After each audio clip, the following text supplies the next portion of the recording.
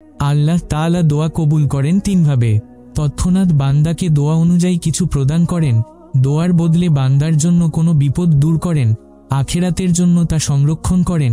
তিরমিজি হাদিস নম্বর 3522।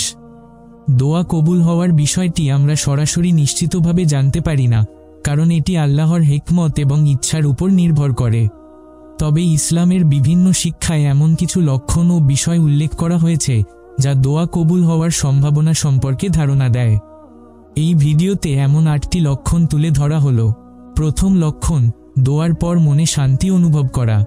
দোয়ার পর যদি মনে হয় যে আল্লাহর সাথে সম্পর্ক আরও গভীর হচ্ছে এবং আপনার দুনিয়াবি চিন্তা কমে আখেরাতের প্রতি মনোযোগ বাড়ছে, এটি একটি বড় আলামত যে আল্লাহ আপনার দোয়া কবুল করছেন। আল্লাহ কখনো দোয়া সঙ্গে সঙ্গে কবুল করেন, কখনো পরে কবুল করেন, আবার কখনো দোয়ার প্রতিফল আখেরাতের জন্য সংরক্ষণ করেন। মনে শান্তি আসা মানে হতে পারে আল্লাহ আপনাকে ধৈর্যের শক্তি দিচ্ছেন। মনে শান্তি পাওয়া একটি ভালো অনুভূতি হলেও এটি দোয়া কবুল হওয়ার একমাত্র প্রমাণ নয়। তাই সর্বদা আল্লাহর উপর আস্থা রাখুন এবং দোয়া চালিয়ে যান।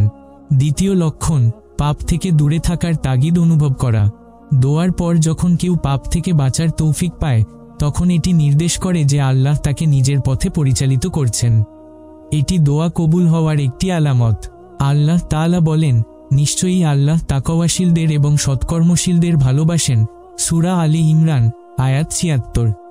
পাপ থেকে দূরে থাকার পাশাপাশি আল্লাহর আদেশ পালনের প্রতি আগ্রহ বৃদ্ধি পাওয়া দোয়া কবুল হওয়ার একটি নিদর্শন। তৃতীয় লক্ষণ, দোয়া কবুলের সময়ের মধ্যে দোয়া করা। ইসলামে বিশেষ কিছু সময় উল্লেখ করা হয়েছে যখন দোয়া কবুল হওয়ার সম্ভাবনা বেশি। দোয়া কবুলের সময়গুলো হল তাহাজ্জুদের সময়, জুমার দিনের দোয়া, আজান ও একামতের মধ্যবর্তী সময়, রমজান মাসে দোয়া, বিশেষত লাইলাতুল কদরের রাতে দোয়া, সেহরির সময় এবং মুসাফিরের দোয়া। চতুর্থ লক্ষণ, ধৈর্য ও বিশ্বাসের অনুভূতি বৃদ্ধি পাওয়া। দোয়া করার পর যদি আপনার মনে আল্লাহর প্রতি পূর্ণ আস্থা ও ভরসা বৃদ্ধি পায়, তবে এটি আল্লাহর পক্ষ থেকে একটি ইঙ্গিত হতে পারে যে তিনি আপনার দোয়া গ্রহণ করেছেন।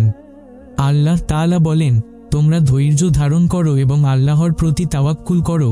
সূরা আলী ইমরান, আয়াত ১৫৯। পঞ্চম লক্ষণ, সমস্যার সমাধান পাওয়া বা ইতিবাচক ফল লাভ করা। দোয়ার পর সমস্যার সমাধান পাওয়া বা ইতিবাচক ফল লাভ করা দোয়া কবুল হওয়ার একটি বড় লক্ষণ। দোয়ার মাধ্যমে কষ্ট দূর হওয়া। আল্লাহ তাআলা বলেন, তোমরা আমাকে ডাকো, আমি তোমাদের ডাকে সাড়া দেব। সূরা মুমিন, আয়াত ৬০। এটি নির্দেশ করে যে বান্দা যখন আল্লাহর কাছে নিজের সমস্যাগুলো নিয়ে দোয়া করে, আল্লাহ তা থেকে তাকে মুক্তি দেন।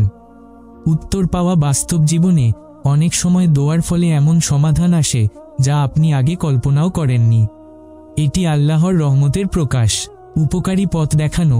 আল্লাহ যখন কোনো সমস্যার সমাধান দেন, তা শুধু তাৎক্ষণিক সান্ত্বনা নয়, বরং কখনো তা ভবিষ্যতের জন্য গুরুত্বপূর্ণ হয়ে ওঠে।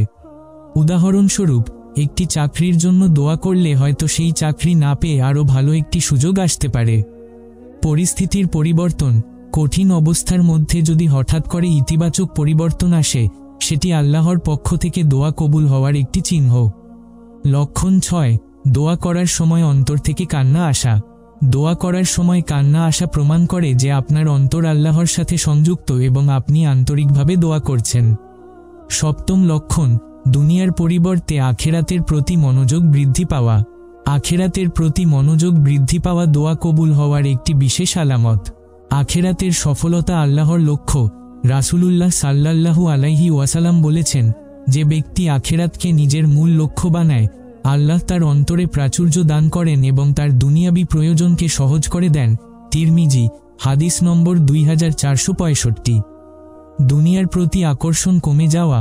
দোয়ার পর যদি দুনিয়ার বিলাসিতা ও মোহের প্রতি আকর্ষণ কমে যায় এবং আখেরাতের নেকি অর্জনের জন্য আগ্রহ বাড়ে, তা আল্লাহর পক্ষ থেকে অন্তর পবিত্র হওয়ার একটি নিদর্শন। সৎকর্মের প্রতি ঝোঁক। আখেরাতের প্রতি মনোযোগ বাড়লে মানুষ বেশি করে ইবাদত করতে চায়, বেশি বেশি সাদকা দেয় এবং গুনাহ থেকে নিজেকে বিরত রাখে। এটি আল্লাহর নৈকট্য অর্জনের একটি চিহ্ন। আন্তরিক তওবা। আখেরাতের চিন্তা অন্তরে আনলে গুনাহের জন্য অনুতাপ বৃদ্ধি পায় এবং বান্দা আল্লাহর কাছে তওবা করে। এটি আল্লাহর পক্ষ থেকে হেদায়েতের একটি আলামত। অষ্টম লক্ষণ, ভালো মানুষের মাধ্যমে সাহায্য পাওয়া। ভালো মানুষের মাধ্যমে সাহায্য পাওয়া দোয়া কবুল হওয়ার একটি অনন্য লক্ষণ। প্রয়োজনের সময় সাহায্যকারী পাঠানো। যখন আপনি কোনো সমস্যার সমাধানে অসহায় বোধ করেন এবং হঠাৎ একজন যোগ্য মানুষ আপনার পাশে এসে দাঁড়ায়, এটি আল্লাহর দোয়া কবুল করার একটি ইঙ্গিত হতে পারে। বিশ্বাসযোগ্য ও সদাচারী ব্যক্তির আগমন। দোয়ার ফলস্বরূপ আল্লাহ অনেক সময় এমন একজন ব্যক্তিকে আপনার জীবনে পাঠান, যিনি আপনাকে নৈতিকভাবে বা বাস্তবিকভাবে সাহায্য করতে পারেন। আল্লাহর রহমত প্রকাশ। এই সাহায্য আল্লাহর পক্ষ থেকে বিশেষ রহমত হিসেবে আসে।